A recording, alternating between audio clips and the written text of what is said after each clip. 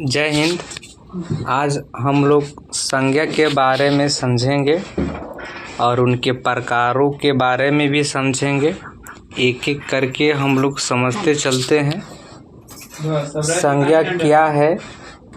किसी व्यक्ति, वस्तु, स्थान, प्राणी, गुण, भाव या अवस्था के नाम को संज्ञा कहते हैं। एक और सरल शब्दों में आपको बताते हैं, जिस शब्द से किसी का नाम का पता चले वह संज्ञा कहलाता है। कहने का मतलब है कि दुनिया में किसी न किसी का नाम होगा। जिसका नाम होगा अर्थात क्या होगा? संज्ञा कहलाएगा। उदाहरण के माध्यम से हम समझते हैं, जैसे राम स्कूल जाता है। पटना बिहार की राजधानी है। गाय घास खाती है। किताब मेज पर है। ईमानदारी अच्छी आदतें हैं। तो पटना, गाय, किताब, ईमानदारी, राम, ये सब के सब क्या है? संज्ञा है। सब के सब संज्ञा है। इस बात को ध्यान में रखिएगा। आगे चलते हैं। आगे संज्ञा के मुख्य प्रकार है। संज्ञा के टोटली 5 प्रकार होते हैं। पहला है व्यक्तिवाचक संज्ञा। व्यक्तिवाचक संज्ञा किसे कहेंगे?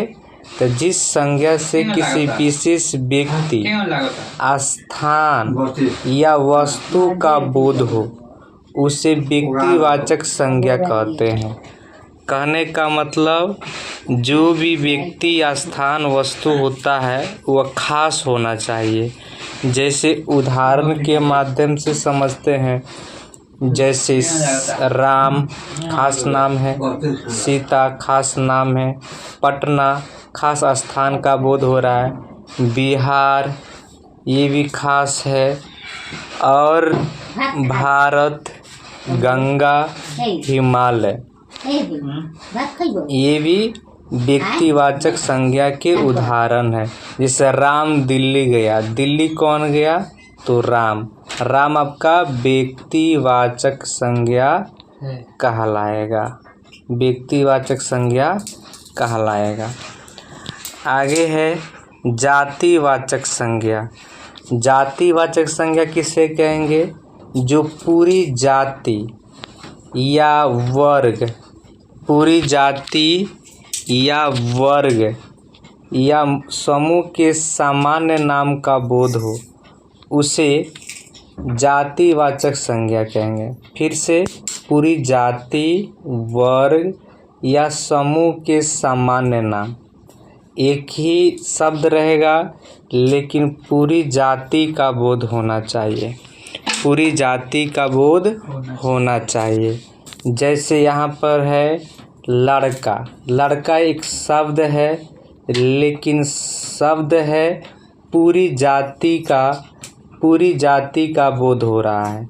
लड़की, शिक्षक, विद्यार्थी, और नदी, शहर, पक्षी, पशु, ये सब के सब जो है जातिवाचक संज्ञा है।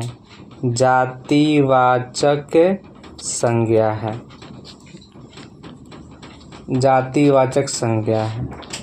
आगे है भाववाचक संज्ञा। भाववाचक संज्ञा किसे कहेंगे? तो संज्ञा के जिस रूप से किसी के गुण, भाव, अवस्था, दशा या कार्य का बोध हो, और जिसे हम सामान्यतः छू या देख नहीं सकते हैं परंतु महसूस कर सकते हैं, उसे बोलेंगे भाववाचक संज्ञा। भाववाचक महसूस कर सकते हैं लेकिन ना ही उसे छू सकते हैं ना ही उसे देख सकते हैं। जैसे यहाँ पर है प्रेम, क्रोध, ईमानदारी, बचपन, बुढ़ापा, मित्रता, ये सब भाववाचक संज्ञा के उदाहरण हैं। खुशी, दुख, वीरता। एक और है ईमानदारी सबसे अच्छी नीति है, उसकी सुंदरता सबको पसंद है। तो ये आपका ईमानदारी, सुंदरता, ये दोनों जो शब्द है ये भाववाचक के उदाहरण है, भाववाचक के उदाहरण है। ईमानदारी उसे आप ना देख सकते हैं ना ही छू सकते हैं, बशर्ते उसको महसूस कर सकते हैं, महसूस कर सकते हैं। सुंदरता, ये भी आपका भाववाचक के उदाहरण है। अगला है द्रव्यवाचक संज्ञा। द्रव्यवाचक जिस संज्ञा से किसी पदार्थ या द्रव्य का बोध हो उसे द्रव्यवाचक संज्ञा कहते हैं। जैसे पानी, दूध, तेल, सोना, चांदी, लोहा, घी और चावल, ये सब जो है द्रव्यवाचक के उदाहरण है। जैसे ग्लास में पानी है तो पानी आपका द्रव्यवाचक है। सोना एक मूल्यवान वस्तु है, सोना भी आपका क्या है, द्रव्यवाचक है। या ट्रिक के माध्यम से समझा जाए, जिसे मापा या तौला जा सके, जिसे मापा या तौला जा सके परंतु गिना नहीं जा सके, गिना नहीं जा सके, उसे क्या बोलेंगे, उसे बोलेंगे द्रव्यवाचक संज्ञा। आगे है समूहवाचक संज्ञा। समूहवाचक संज्ञा के बारे में समझेंगे।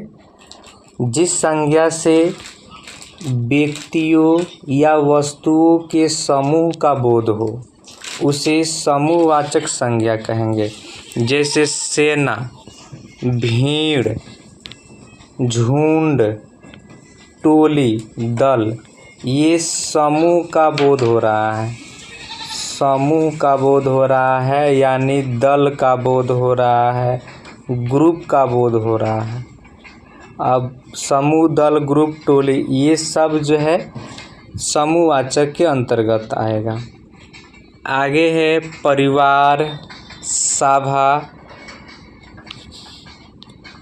वाक्य के माध्यम से समझेंगे। जैसे सैनिकों को सेना सीमा पर है तो सेना आपका समूहवाचक। बच्चों की टोली विद्यालय में खेल रही है तो बच्चों की टोली, टोली के कहने का मतलब है इस टोली में बहुत सारे बच्चे होंगे तो टोली आपका समूहवाचक हो जाएगा, समूहवाचक हो जाएगा। आगे है एक उदाहरण के माध्यम से हम समझेंगे जिसमें संज्ञा के सभी प्रकारों का इसमें दिया गया है।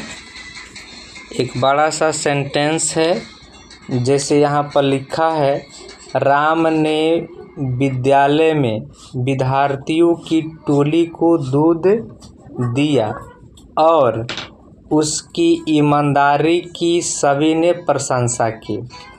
राम क्या है तो व्यक्तिवाचक है, विद्यालय क्या है जातिवाचक है, फिर विद्यार्थी क्या है ये भी जातिवाचक है, टोली ये भी समूहवाचक है, दूध ये क्या है द्रव्यवाचक है, ईमानदारी आपका भाववाचक है। इसके बाद इसका ऑब्जेक्टिव इस चैनल के माध्यम से डाला जाएगा, उसको भी आप लोग देख लीजिएगा। धन्यवाद।